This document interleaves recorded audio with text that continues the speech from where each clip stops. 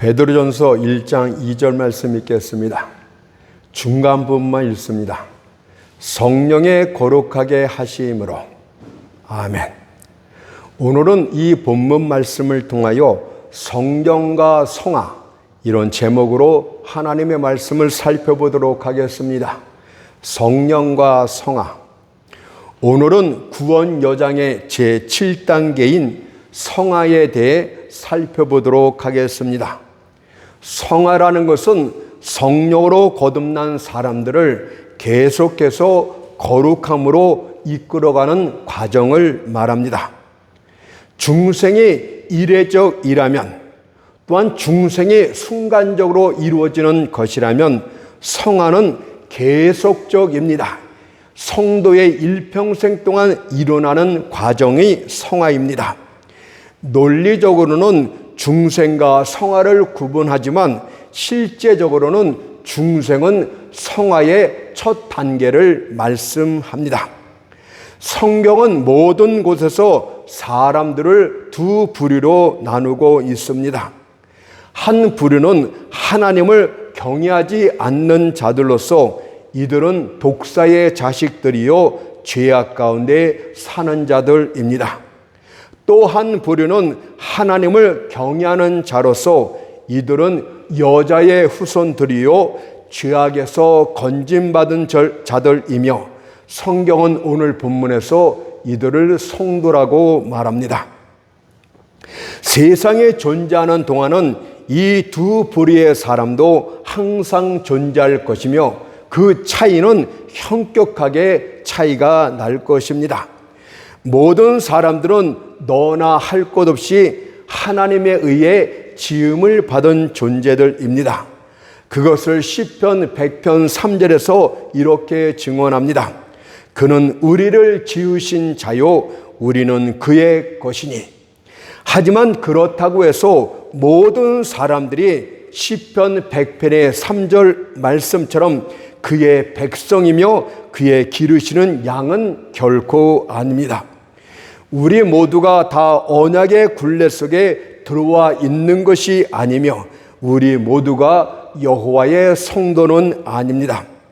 그리고 성도냐 아니냐를 결정하는 경계선은 성경에서 믿음이라고 합니다. 고린도서 13장 5절을 보니까 너희가 믿음에 있는가 너희 자신을 시험하고 너희 자신을 확증하라고 말씀하고 있듯이 여러분들에게 진실된 믿음이 있습니까? 확신해도 좋습니다. 나는 여호와께 속한 하나님의 성도입니다 라고 확신해도 됩니다. 누구든지 중간 상태에 있을 수는 없습니다. 마태복음 6장 24절에서 한 사람이 두 주인을 섬기지 못할 것이니 라고 하였듯이 하나님의 편에 서 있든지 아니면 하나님을 대적하는 편에 서 있든지 둘 중 하나가 됩니다. 하지만 천주교에서는 죽은 지 오래된 사람을 성인이라고 말합니다. 살아있는 사람에겐 그런 이름으로 부르지를 않습니다. 참 희한한 것 아닙니까? 과연 죽음으로 말미암아 사람이 성인이 되는 것입니까? 도리어 성경은 죽음에 처하는 것은 죄악 때문이라고 말씀하고 있지 않습니까? 그런데 어떻게 죽음으로 사람이 성인이 된단 말입니까? 과연 성인이 되느냐 안 되느냐가 죽었느냐 안 죽었냐에 따라서 결정되는 것입니까? 무덤이나 관은 사람을 성인 명부에 올려놓을 수가 없습니다. 만일 죽기 전에 성인이 아니었다면, 만일 죽기 전에 성도로 부르심을 못 받았다면 그는 죽은 후에도 성인이 아닙니다. 왜냐하면 계시록 22장 11절에서 이렇게 말씀하고 있기 때문입니다. 불의를 하는 자는 그대로 불의를 하고 더러운 자는 그대로 더럽고 의로운 자는 그대로 의를 행하고 거룩한 자는 그대로 거룩하게 되느니라. 이 땅에서 성도라고 부르심을 받지 못한 자들은 죽어서도 성도가 아닙니다. 그렇다면 성인 또는 성도는 누구를 뜻하는 것입니까? 바울이 여러 교회들에게 서신을 보낼 때 그때 그는 교회의 교인들을 성도라고 불렀습니다. 고린도 교회 성도들에게, 에베소 교회 성도들에게, 빌립보 교회 성도들에게, 아가야에 있는 성도들에게, 예루살렘 성도들에게 등등 모든 교인들을 성도라고 불렀습니다. 그리고 그가 성도라 부르던 사람들은 죽어있는 자가 아니라 살아있는 사람들이었습니다. 현재의 우리들처럼 살아있는 보통 사람들이었습니다. 또한 그들 가운데는 상당수가 지위도 없고 교육 수준도 낮고 집도 없는 우리보다 훨씬 못한 사람들이었습니다. 게다가 음란함의 대명사였던 고린도 교회 교인들도 성도라고 불렀습니다. 그들은 근친상간을 일으킨 자들 아닙니까? 오늘날 아무리 교회가 타락한다 할지라도 고린도 교회만큼은 되지 않을 것입니다. 따라서 그리스도를 믿는 여러분들은 성도임이 틀림이 없습니다. 따라서 모든 하나님의 백성들은 성도라고 부르는 것이 마땅한 줄 믿습니다. 하나님의 은혜로 죄악의 권세에서 건짐을 받은 자가 바로 성도입니다. 우리 안에 성령이 거하고 계시면 누가 뭐라고 그러던 여러분들은 분명히 성도입니다. 그런데 어떤 자들은 성도라는 용어에 대해서 냉소적인 태도를 취하고 있습니다. 뭐 그런 사람들이 성도라고 하는 식으로 말을 뱉습니다. 특히 성도라는 말에 강세를 두고 경멸조로 말을 합니다. 그러나 우리 안에 성령이 거하신다면 세상 사람들이 우리를 향해서 네가 성도냐고 조롱조로 말한다 할지라도 그것을 욕된 일로 받아들이지 말고 영광스러운 일로 받아들여야만 됩니다. 어지간한 험담까지도 묵묵히 수용할 수 있는 담대함도 보일 수 있어야 됩니다. 뿐만 아니라 성도라 불려지는 것에 대해서 부끄러움을 느끼지 않기 위해선 이제부터 여러분들은 그에 걸맞는 사람임을 몸소 증명해 나가면 되는 것입니다. 자, 그렇다면 성경에선 누구를 성도라고 했습니까? 어떤 이들은 성도는 말이나 행동에 있어 전적으로 죄와 무관한 사람이다, 이렇게 정의를 내리는데 성경은 그런 정의를 내리지 않습니다. 또한 엄격한 의미에선 그런 사람은 존재하지 않고 성경 역시도 그런 사람은 하나도 없다고 분명히 말하고 있습니다. 과연 죄가 없는 사람이 어디 있단 말입니까? 하기야 스스로 자신이 완전하다고 떠벌리는 광신자들이 있습니다. 하지만 그들이 완전하지 못하다는 것은 하루도 걸리지 않아서 판명되고 맙니다. 우리 모두는 죄인입니다. 갈라디아서 3장 22절에서 성경이 모든 것을 죄 아래 가두었으니, 하나님의 말씀 성경이 모든 것을 죄 아래 가두었대요. 모든 것이라는 것은 모든 유대인들이 또한 모든 이방인들이 다 죄인이라고 선포를 하는 것입니다. 비록 성령으로 거듭났다 할지라도, 비록 하나님 앞에서 의롭다 칭함을 받은 의인이 되었다 할지라도 이 썩어질 몸을 갖고 있는 동안은 우리 안에선 끊임없이 죄가 역사를 합니다. 그러나 마지막 날 부활의 몸을 덧입게 되었을 때는 완전한 성도라고 일컬음을 받게 될 줄 믿습니다. 그렇다면 성경은 왜 우리를 성도라고 부르고 있는 것입니까? 성도라는 것, 거룩함의 의미를 성경에선 두 가지 관점에서 말합니다. 첫째는 세상으로부터 구별된 것을 거룩함이다, 성도라고 일컫고 있습니다.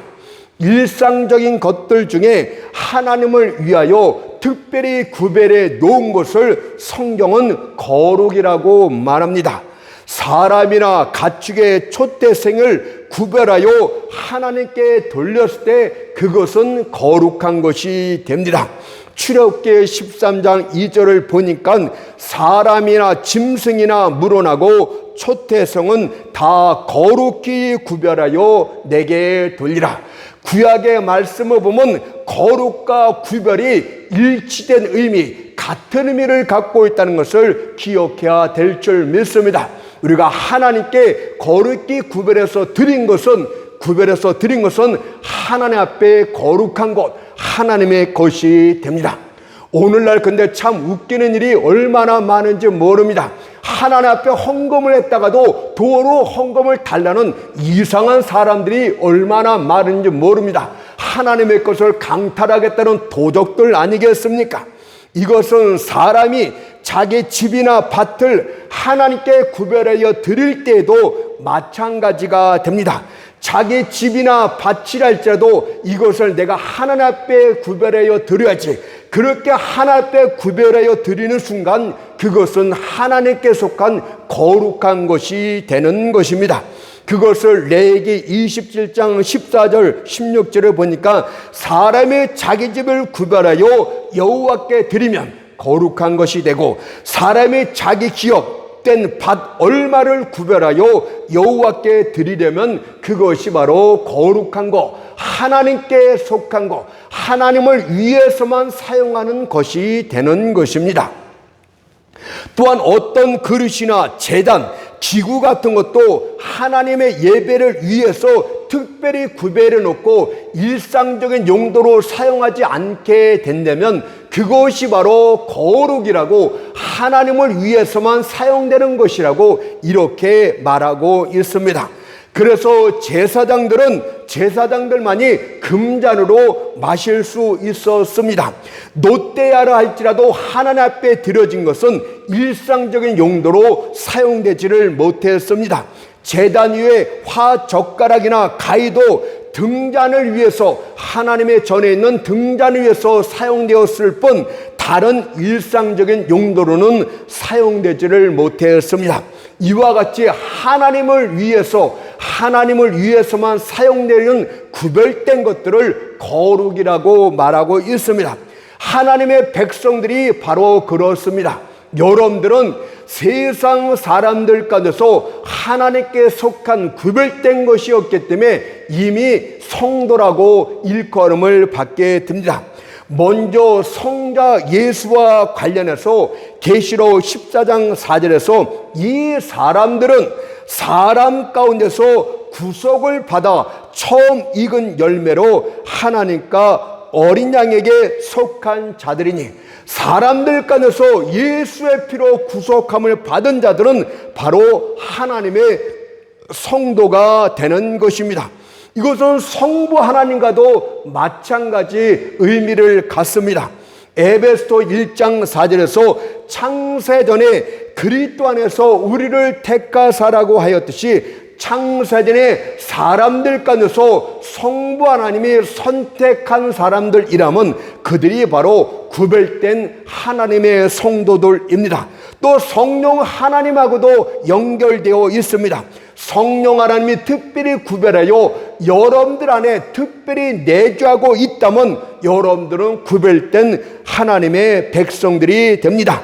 갈라디아서 4장 6절 말씀처럼 너희가 아들인 고로 하나님의 그 아들의 영을 우리 마음 가운데 보내사 아바 아버지라 부르짖게 하셨느니라고 하였듯이, 여러분들 성자 하나님에 의해선 피로 구속함을 받은 것, 성부 하나님과 관련해선 창세전의 선택을 받은 것, 성령 하나님과 관련해선 여러분들의 내주하신 것, 이런 삼일체 하나님을 통해서 완전히 구별된 자들이기 때문에 하나님의 교인들은, 그리스도인들은 성도라고 부르는 것이 마땅합니다.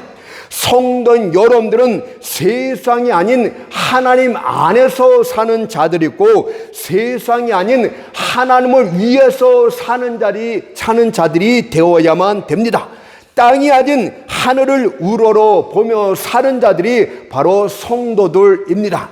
한마디로 말해서 세상에 속한 자가 아닌 것을 성도라고 말하고 있는 것이에요. 요한복음 17장 16절에 보니까 내가 세상에 속하지 아니함같이 저희도 세상에 속하지 아니하였사나이다 라고 주님이 기도를 합니다. 그러므로 성도들은 구별된 하나님의 백성들답게 자기 자신이 아닌 하나님을 위한 삶을 살아야만 됩니다. 만일 여러분이 이 사실을 알고 있다면 여러분들은 주를 섬길 수 없는 그런 직업을 갖지 않을 것입니다. 과연 술집이나 위한 직업들을, 옳지 못한 나쁜 직업들을 선택하면서 어떻게 거룩한 삶을 살 수 있단 말입니까? 여러분들이 구별된 하나님의 백성들이라면 일하는 것부터, 직업의 종류부터 올바로 선택해야 된다고 말하고 있지 않습니까?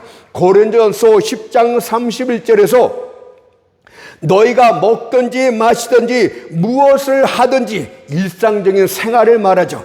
다 하나님의 영광을 위하여 하라고 말씀하셨는데 여기에 일치되지 못하는 직업을 가져서는 안 된다는 뜻입니다.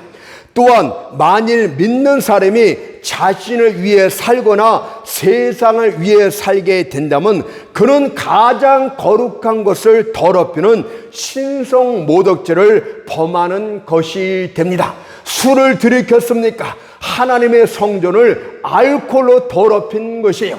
담배를 피웠습니까? 여러분들 하나님의 성전을 더럽힌 것이에요. 음란한 생활을 했습니까? 그것이 하나님을 더럽히고 있는 것입니다. 그래서 고린도전서 3장 16절에서 너희가 하나님의 성전인 것과 하나님의 성령이 너희 안에 거하시는 것을 알지 못하느냐 이렇게 책망하고 있는 것입니다.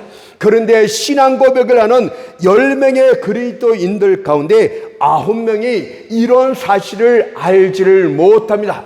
여러분들 교회 다니면서 TV에 나오면서 나는 어느 교회 집사님입니다 하면서 술 먹는 것을 자랑스럽게 이야기를 하고 어떤 목회자가 음란죄에 빠진 것을 이야기를 하는 이런 모든 것들을 보면 그들이 하나님의 성전이 아니라고 스스로 말하고 있는 것 아닙니까? 여러분들 이들은 자신의 일부만 헌신하게 된다면 그것으로 모든 것이 다 된 줄 생각을 합니다. 그러나 예수께서는 여러분의 일부만 구속한 것이 아니에요. 여러분의 영혼만 핏값으로 사신 것이 아니에요. 만일 그렇다면 여러분들 영혼은 천국에 오를 수 있겠지만 여러분들 육체는 부활을 할 수가 없게 됩니다. 예수께서는 자신의 피로 여러분들 영혼과 육체까지도 사셨기 때문에 우리의 영혼이 중생하게 되는 것이고 우리 몸도 마지막 날 부활하게 되는 것입니다. 또 여러분들에 속한 모든 것들도 주님이 사셨다고 분명히 말씀하고 있지 않습니까? 따라서 여러분들이 자신이 마치 자신의 것이냐 마음대로 사용하게 되는 것은 주의 것을 강탈하는, 주의 것을 도둑질하는 죄가 됩니다. 그러면 주의 것을 강탈한 죄가 어떤 것인가를 살펴보도록 하십시오. 바벨론 멸망을 초래한 사건이 바로 이런 경우였습니다. 벨살살 왕이 술에 취해서 예루살렘 전에서 강탈하여 취하여온 하나님의 금은 기명에 술을 가득 부어 마시기 시작합니다. 그러나 거룩한 잔에 그 더러운 입들이 닿는 순간 갑자기 한 손이 나타나 맞은편 성벽에 이와 같은 글을 씁니다.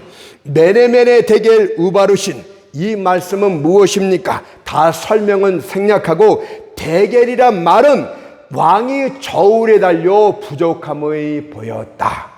바로 하나님의 저울에 달려서 부족함을 보였다고 말하고 있는 거예요. 여러분들 그 거룩함을 상실한 벨살살 왕이 어떻게 됩니까? 그날 밤에 벨살살은 죽임을 당하고 그의 나라는 메대 사람 다리오에 의해 함락되고 맙니다. 그러니 하나님을 섬기는 일에 구별된 백성으로서 자신의 몸을 죄의 종으로 만들어선 안 됩니다. 내가 저울에 달려 부족함에 배었다는 천사의 소리를 듣지 않도록 하십시오. 이것은 아간의 죄의 경우도 마찬가지가 되겠습니다. 첫 여리고성 전투에서 승리한 전리품들은 구별하여 하나님께 드리라고 하나님이 명령을 합니다. 그런데 아간이 그 말씀을 어기고 그것 중에서 아름다운 외투 한 벌과 금덩어리 하나를 몰래 취하여 숨깁니다. 그러나 그 죄로 인하여 이스라엘 백성 전체가 두 번째 아이성 전투에서 패하고 맙니다. 여호수아는 눈물을 뿌리며 하나님의 앞에서 기도를 합니다. 어찌하여 우리가 전투에 패하였나이까? 라고 질문할 때 하나님이 말씀하십니다. 너희가 나의 것을 강탈하여 취하였다고 아간의 죄를 말씀하십니다. 하나님의 것을 취했던 아간은 그날 이스라엘 백성들에서 돌로 쳐 죽임을 당하게 되는데 그 돌무더기가 바로 아골 골짜기입니다. 저주를 받은 골짜기라 이 뜻 아닙니까? 여러분들 이런 저주받은 아골 골짜기가 되는 그런 자가 되지 않도록 합시다. 두 번째는 거룩이라는 의미는 거룩한 삶을 사는 오늘 본문의 제목처럼 성화 그 자체를 뜻하고 있습니다. 하나님은 거룩하게 구별했다. 이것을만 갖고 말씀하지 않고 그 구별한 것을 거룩하게 만들어 놓은 성화 과정을 거룩이라고 또한 말씀을 합니다. 성경에서 어떤 사람을 묘사할 때는 그의 부분적인 잘못이나 죄야 연약함을 꼬집어서 말하지 않고 성경은 그 사람을 종합적으로 평가할 때 그의 삶의 전체적인 방향이 어땠느냐 이것을 보고 묘사를 합니다. 비록 하나님의 백성이라 할지라도 우리가 실수하고 죄악 가운데 빠질 수 있습니다. 그러나 그의 전체적인 삶의 방향이 하나님의 영광을 위한 것이고 거룩함을 위해서 나아갔다면 하나님은 말씀하십니다. 저가 성도라고 말씀을 하는 것입니다. 예를 들어서 강이 동쪽에서 서쪽으로 흐른다고 할 때 얘는 자주 제가 말씀을 드렸어요. 그것은 강의 전체 흐름을 갖고 말하는 것입니다. 비록 강의 몇 군데에서 역류가 발생하기도 하고 다른 방향으로 흐르는 구간도 있습니다. 강은 직진해서 흐르지 않고 꾸불꾸불 뱀처럼 흐르지 않습니까? 그러나 그런 것은 중요하지 않은 것이에요. 강의 전체적인 흐름이 어디서 어느 방향으로 가느냐 이렇게 말하고 있듯이 하나님의 자녀들도 그의 삶의 방향이 어느 쪽이냐 이것을 보고 판단을 합니다.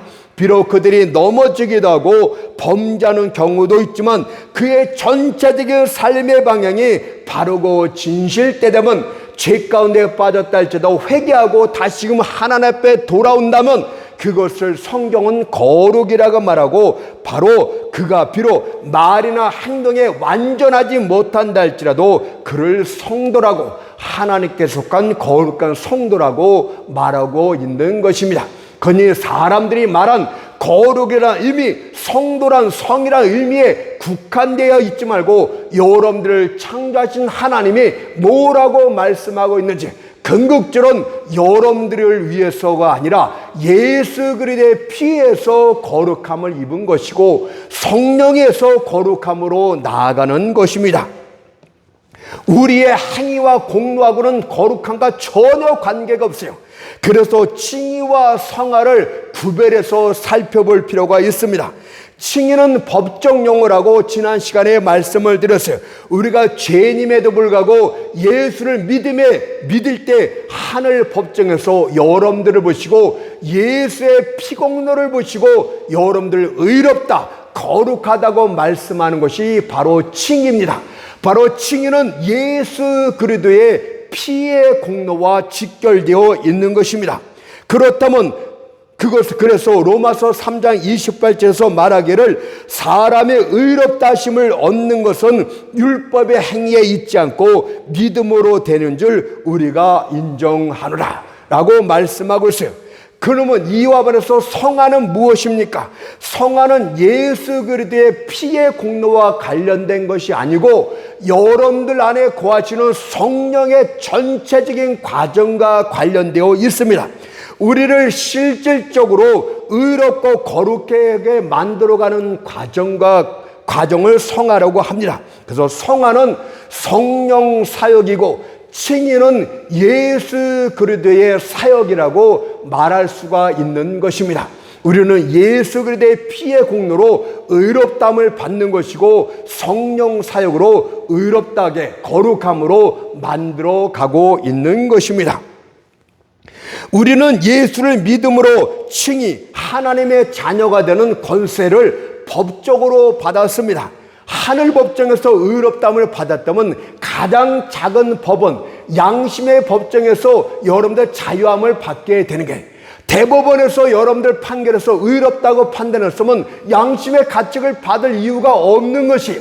하늘 법정에서 의롭다함을 못 받았기 때문에 양심에서 정죄함을 받고 마귀가 정죄하는 것 아닙니까? 마귀가 정죄할 때 이 악한 원수 마귀야, 하늘 법정에서 나를 송사하지 않고 하나님의 직접 재판관이신 그분께서 나를 의롭다고 하셨도다. 예수의 피의 공로를 보시고 우리가 믿을 때 그냥 의롭다고 칭해줬는데 내가 감히 어떻게 우리를 정죄하고 있단 말이냐, 이렇게 마귀와 싸우면 되는 것입니다. 그 다음에 믿음으로 양자된 우리들을 실질적으로 하나님답게 만들어가는 성화 과정이 있습니다. 앞에서 잠깐 말씀드렸듯이 갈라디아서 4장 6절 말씀을 또 한번 읽을게요. 너희가 아들인 고로 이미 아들이었다 이 말이에요. 하나님이 그 아들의 영을 우리 마음 가운데 보내서 아바 아버지라 부르게 하셨느니라. 여러분들, 너희가 아들인 거로 무슨 뜻입니까? 믿음으로 하나님의 자녀가 되었다. 다시 말해서 법적으로 하나님의 양자가 되었다고 칭하는 거예요. 우리는 중생함으로 새로운 마음과 새 영을 갖게 됩니다. 죽었던 영이 살아나는 것이 중생이라고 말했어요. 우리가 중생하여 영원히 살아났습니까? 그러면 하나님의 말씀을 듣고 복음을 듣고 믿음으로 예수여 당신은 나의 구세주이니이다 이렇게 고백을 할 때 하나님의 비로소 너를 우리를 향해 의롭다 칭하시고 우리를 자녀 삼으신 것이에요. 법적으로 자녀의 과정이 끝났어요. 그러면 그 다음이 무엇입니까? 바로 너희가 아들인 거로 법적으로 양자가 되었기 때문에 그 다음에 성령님을 우리 가운데, 우리 마음 가운데 보내어 아버지라고 부르고 있는 게, 중생이 먼저 일어나고 칭의가 일어나고 그 다음에 성령의 내주하심이 바로 성화 과정이 일어나는 것입니다. 바로 논리상으로 이렇게 되는 것이에요. 우리가 논리적인 것도 정확하게 알 필요가 있습니다. 여기서 우리는 성화와 관련해서 견인이라는 신학적인 용어를 사용하고 있는데 왜 그렇습니까? 바로 성화 과정은 성령님이 주도적으로 이끌어 가시고 우리는 거기에 동참자이기 때문에 견인이라고 말합니다. 견인은 앞에서 끌고 가는 것 아닙니까? 내가 성화 과정, 거룩함으로 내가 주도적으로 끌고 가는 것이 아니라 내 안에 계신 성령님이 주도적으로 끌고 가기 때문에 견인이라고 말하고 있는 게, 그래서 성화 과정은 성령의 견인이다 이렇게 말하고 있는 것입니다. 그것을 빌립보서 1장 6절에서 너희 속에 착한 일을 시작하신 이가, 여러분들 속에 착한 일을 시작하신 이가 있대요. 누굽니까? 성령 아닙니까? 그리스도 예수의 날까지 이루실 줄을, 완성할 줄을 우리가 확신하노라 라고 말씀하고 있듯이 이것을 받고 바로 견인이라고 말하고 있는 게, 성령께서 우리 안에 내주하시면서 우리를 하나님의 자녀들께 계속적으로 끌고 가는 것, 견인해서 나가는 것, 시작하신 그분께서 착한 일을 끝나신다고 말씀하고 있는 것입니다. 따라서 한 번 의롭다함을 받았습니까? 한 번 법적으로 양자라는 칭함을 받았습니까? 그렇다면 또다시 죄악 가운데 떨어지는 일은 없어요.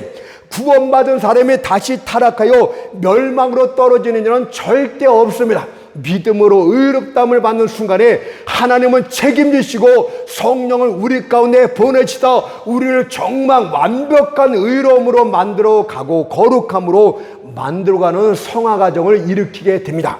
그런데 만일 여러분의 믿음으로 구원받았다고 말하면서 옛날 죄 가운데도 똑같이 변화도 없이 산다면 여러분들의 믿음은 가짜였고 여러분들 안에는 성령님이 내주하지 않는 거예요. 우리는 성화 과정이 우리의 삶 가운데서 실질적으로 나타나야 되는 것입니다. 법조로 의롭다함을 받은 사람은 생활 가운데서 이 거룩함이 조금씩 나타나야 됩니다. 물론 정도 차이는 있습니다. 거룩함은 어린애 같은 수준도 있고 장성한 사람의 수준도 있어요. 정도 차이는 있을지 모르겠지만 그 질은 똑같다는 것을 우리가 잊어서는 안 됩니다. 또한 견일이라는 것은 계속 끌고 간다고 말하고 있듯이 성화라는 것은 우리 일생 동안 계속되는 과정이지 하나의 사건이 아니에요.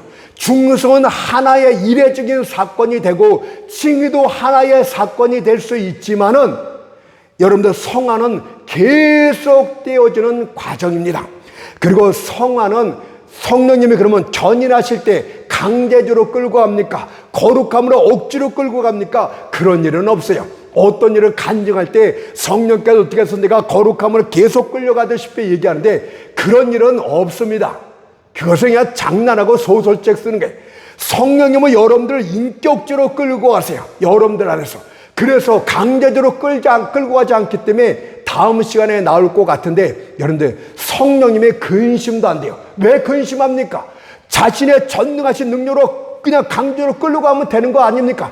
근심한다는 것은 인격적으로 하고 여러분들이 거부도 한다는 뜻 아닙니까? 그래서 성령에 근심한다는 뜻을 내포하고 있는 것 아닙니까? 성령님은 여러분들이 자발적으로 사랑을 베풀고 하나님의 사랑이 무엇인지 예수 그리스도의 십자가의 사랑이 무엇인지 그런 은혜가 무엇인지 위로를 주심으로써 우리가 자발적으로 내가 하나님의 은혜를 배반하지 말아야지, 하나님의 사랑을 내가 반드시 보답해야지, 이런 마음으로 자발적으로 끌고 갑니다. 그래서 우리가 간혹 하나님을 거역하고 성령을 거역할 때 이 견인임에도 불구하고 그분이 성령에 근심한다고 말하고 있는 거예요.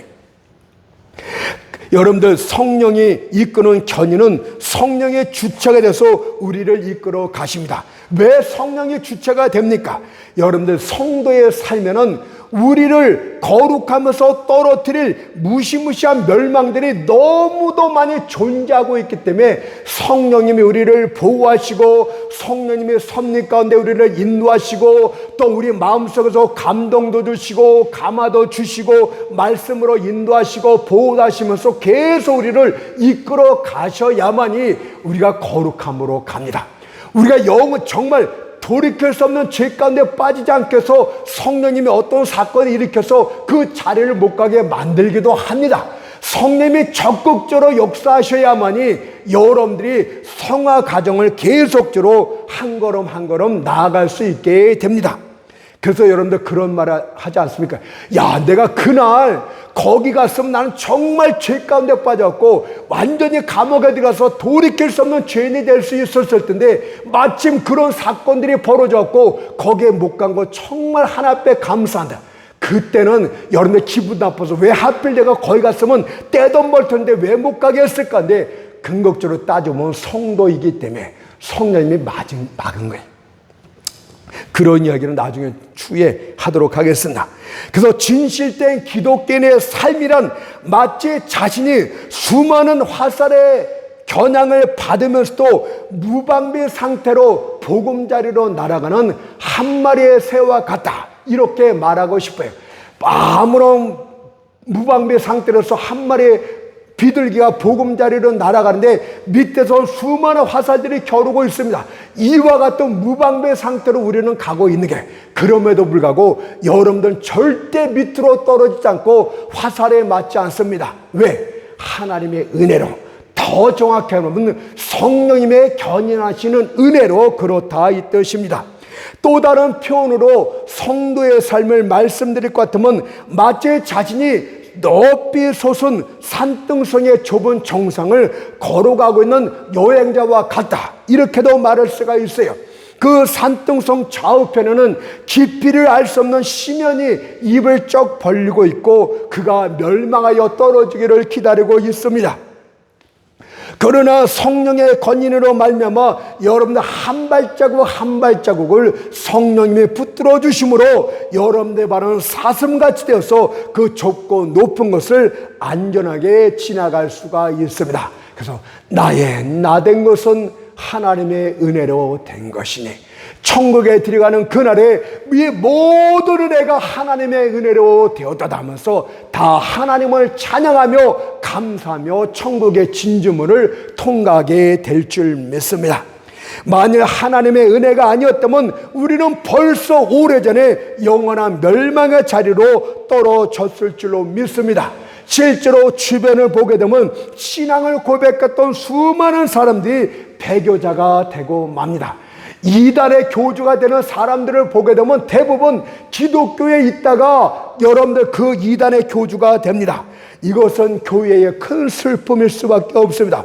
하지만 그런 사람들은 교회에 원래부터 속하지 않았다고 생각하는 것이 옳습니다.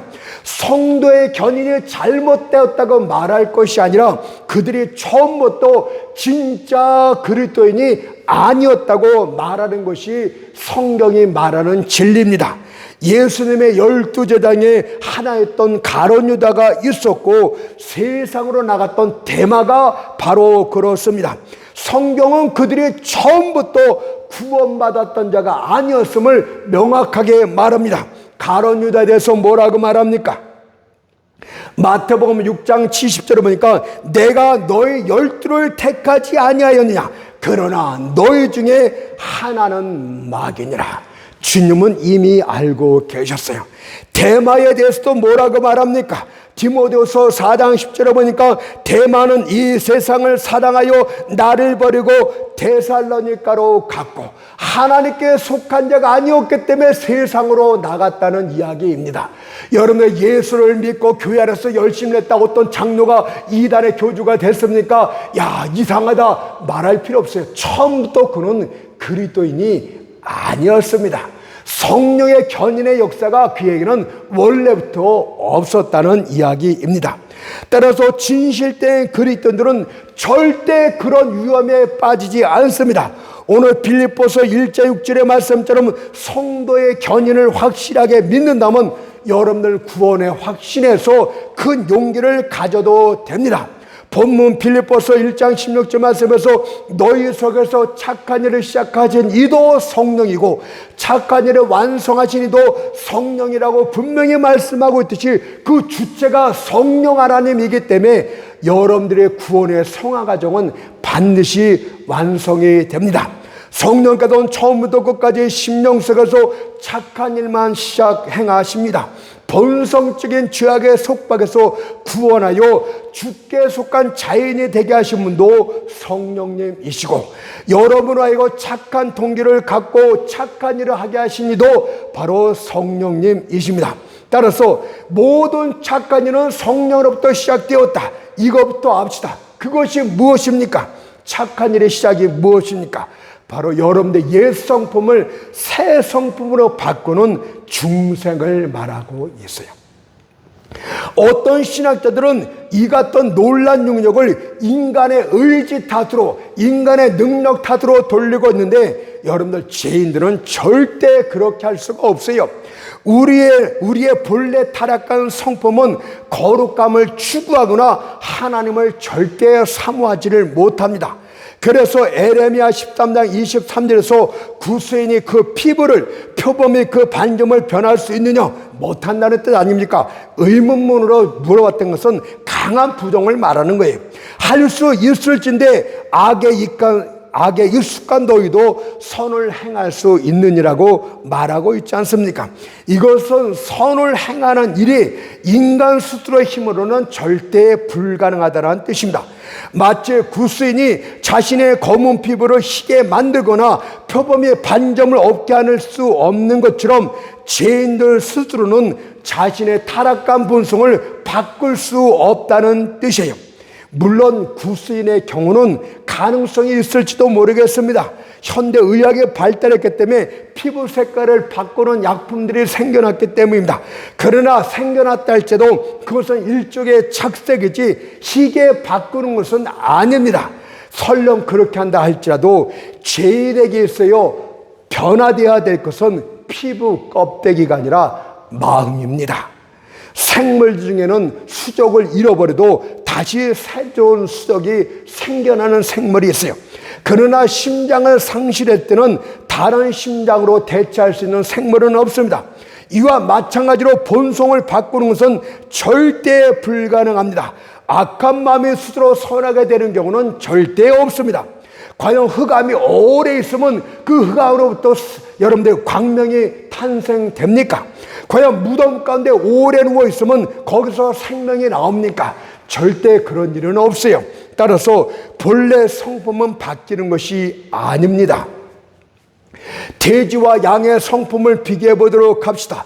만일 양이 진흙탕 속에 빠지게 되면 거기서 빠져나오려고 애를 씁니다. 그리고 다시는 빠지지 않기 위해서 미리 조심합니다. 그것은 양의 본성이 그래서 그런 거예요. 그러나 돼지가 진흙탕 속에 빠지면 어떻게 합니까? 도리어 거기서 마구 뒹굴지 않습니까? 이는 돼지가 그런 것을 좋아하기 때문입니다. 비록 우리가 돼지를 거기서 억지로 끊어냈다 할지라도 돼지는 다시 그곳으로 들어가려고 합니다. 이것은 돼지의 본성이 그렇기 때문입니다. 여러분들 본성이 바뀌지 않으면 아무리 여러분들을 거룩한 곳으로 이끈다 할지라도 또 다시 들어가고 또 다시 들어가게 됩니다. 그래서 사람을 술주정뱅이를 완전히 새로운 사람으로 바꾸기를 원하십니까? 마약 중독자를 정상적인 사람으로 바꾸려고 원하십니까? 어떤 교육이 아니고 그를 예수를 영접한 성령으로 거듭난 사람으로 바꾸십시오.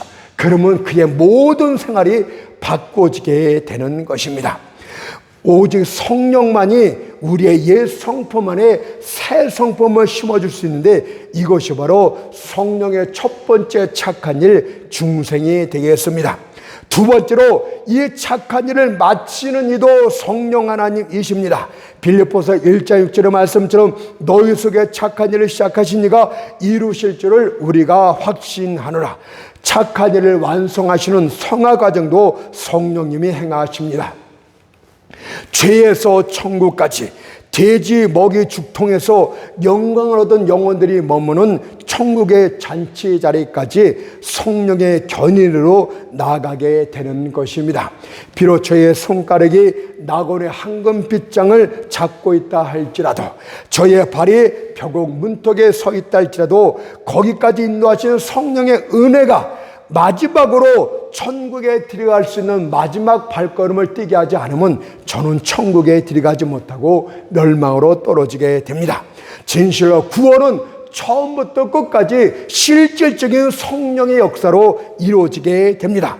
그래서 로마서 9장 16절에서 그런즉 원하는 자로 말미암도 아니요 다른 박질하는 자로 말미암도 아니요 오직 긍휼히 여기시는 하나님으로 말미암느니라고 했습니다.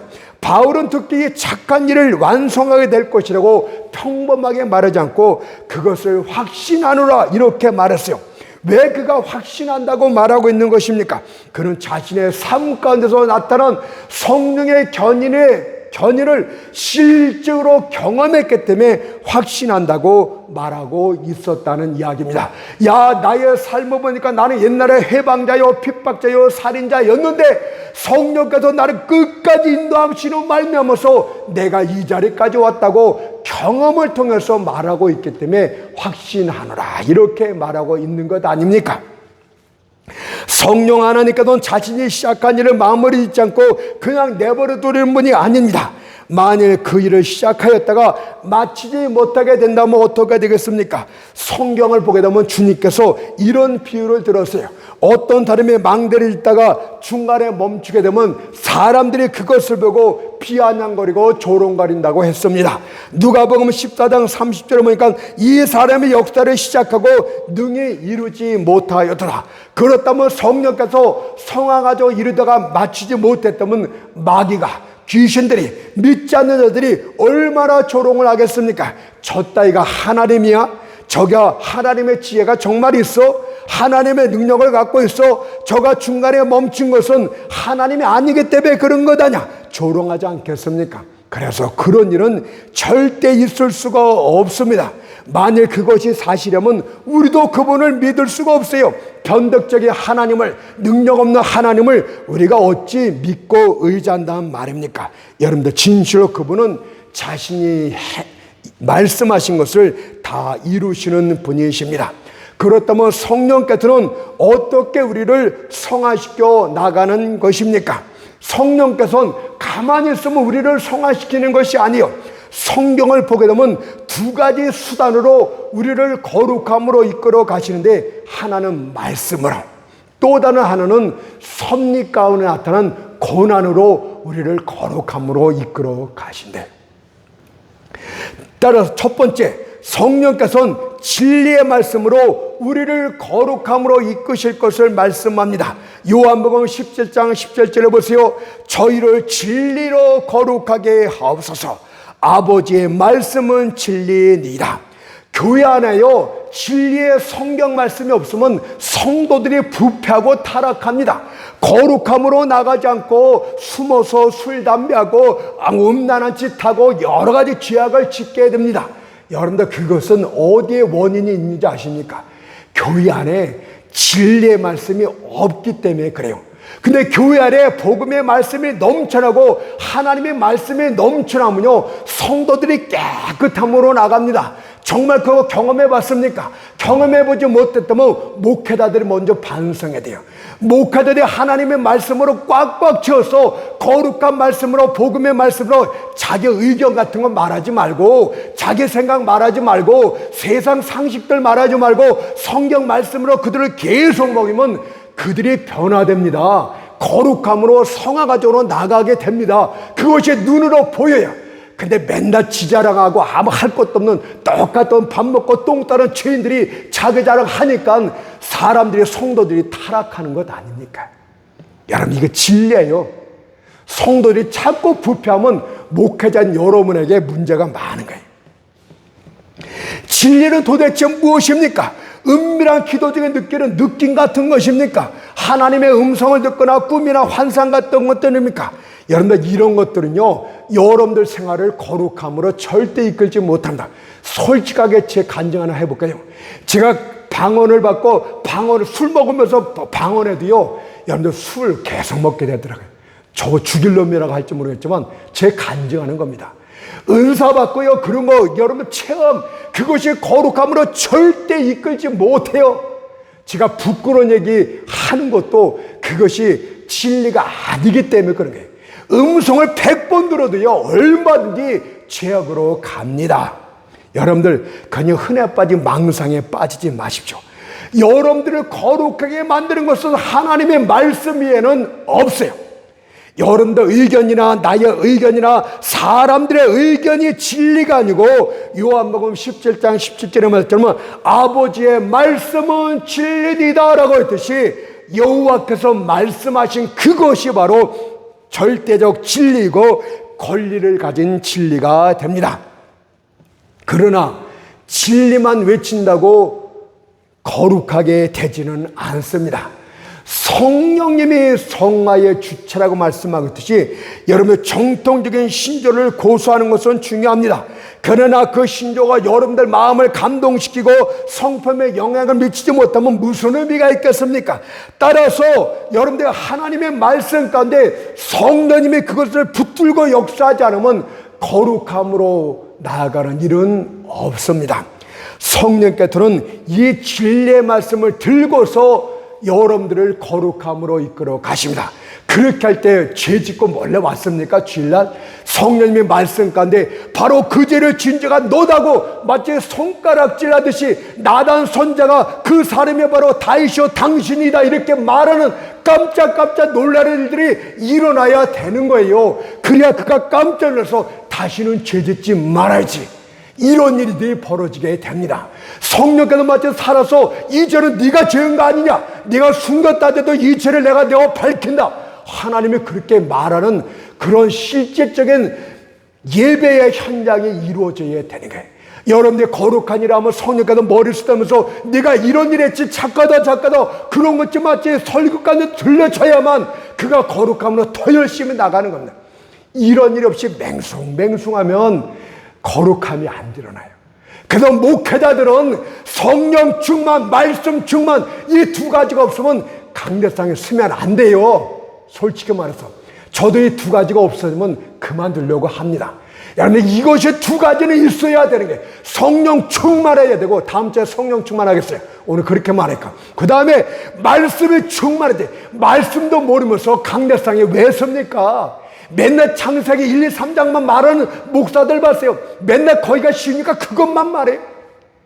아이고 참 한심해서, 정말 그런 목사들은 한심합니다. 스스로 자발적으로 강대상에서 내려오세요. 하나님을 부끄럽게 만들지 말고 성도들에게 죄 짓지 않기 위해서라도 내려오세요. 돈이 궁합니까? 작업보로 갈아입고 나가서 일하세요. 저도 작업보로 돈 없으면 나가서 일합니다. 노가다 잘해요. 저도. 여러분, 별거 다 하면 되는 게, 신사복 입고 돈을 못 벌면 노가다 복 입고 나가면 되는 거 아닙니까? 예? 두뇌로서 돈을 못 벌면 땀 흘려서 돈을 벌면 되는 것 아닙니까? 뭐 목회자라고 장막 짓는 일 뭐 어떡합니까? 노가다 못합니까? 해야 되는 거예요. 상황이 어쩔 수 없으면. 예? 그러나 어느 순간이나 목회자의 자질은 성령에 충만하고 말씀에 충만해야 되는 거예요. 이거 없으면 하지 마세요. 이것이 안 됐기 때문에 오늘날 교회가 이 지경이 됐어요. 제가 예배 시간마다 세미나 할 때마다 자꾸만 이 한국계 목사들이 나를 완전히 죽일 것 같아. 할 수 없지. 죽이려면 죽이는 거고. 자, 그래서 여러분들 이 거룩한 생활을 하려면은 먼저 마음에 진리가 있어야 돼. 진리가 마음에 있어야 이것이 행동으로 나오게 되는 거예요. 여러분들, 그래서 마음 안에 진리의 선이 딱 줄쳐져 있어야 됩니다. 그래야 여러분들의 발걸음이 이 생활 가운데서 바르게 나타나야 됩니다. 하나님의 말씀도 모르는데 어떻게 생활이 반듯하단 말입니까? 예? 요새 목회자들이 성도들에게 인정받고 인정받으려고 해서 술 좀 약간 먹어도 괜찮은데 이런 식으로 말하니까 이게 성도들이 그런가 보다 그렇게 하는 거 아닙니까? 손이 그냥 삐뚤삐뚤하게 긋는 거예요.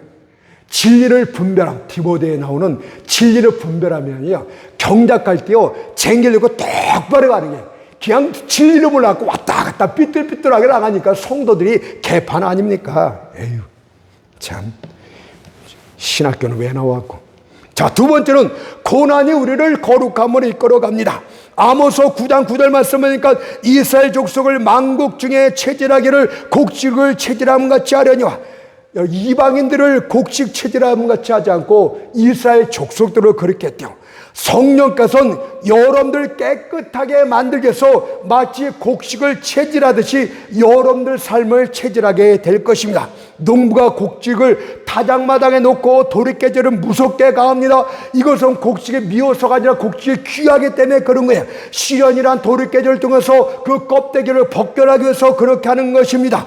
그러나 가라지에게 농부가 그런 수고를 하지 않습니다. 그냥 한 곳에 모아놨다 한꺼번에 불살라버리고 맙니다. 이와 마찬가지로 여러분들 하나님의 시련 가운데서 도리깨질을 합니까? 시련이 끊임없이 다가옵니까? 하나님이 나를 미워한다고 그러지 말고 아직도 깨끗해야 될 것이 많기 때문에, 아직도 버려야 될 죄악들이 허물이 많기 때문에 성령께서 거룩함의 가정으로 인도하시는 것입니다. 성령님은 그러면 성화 과정을 어떻게 합니까? 마음속에서만 합니까? 교회에서만 합니까? 천만에 세상에서도 여러분들을 거룩함으로 만들어 가십니다. 그런데 어떻게 성도들이 거룩함으로 안 나타난단 말입니까? 이것은 성경의 정년 작업으로도 표현했어요. 말라기 3장 3절에 보니까 그가 은을 연달에 깨끗게 하는 자 같이 앉아서 내 자들을 깨끗하게 하되, 내 자들은 하나님의 구별된 사람입니다. 그가 은을 연달하여 깨끗이 하듯이, 돌멩이를 깨끗하게 하는 게 아니에요. 그분은 돌멩이 같은 사람들은 관심이 없어요. 은이라 금같이 귀한 하나님의 백성들을 깨끗하게 정년 작업해서 불순물을 없애기 위해서 그분이 고난을 보내고 있는 것입니다. 그래서 하나님의 보내신 섭리적인 고난 가운데 모든 손실 속에는, 모든 이별 속에, 모든 고통 속에는 오직 사랑만 있다는 것을 믿어야 됩니다. 그래서 고난 중에 있던 욥이 이런 고백을 한 것 아닙니까? 욥기서 23장 10절을 보니까 나의 가는 길을 오직 그가 아시나니, 여러분의 인생길을 그분이 다 아신대요. 그가 나를 단련하신 후에는, 연단시킨 후에는 내가 정금같이 불순물이 없는 금덩어리 같이 나으리라.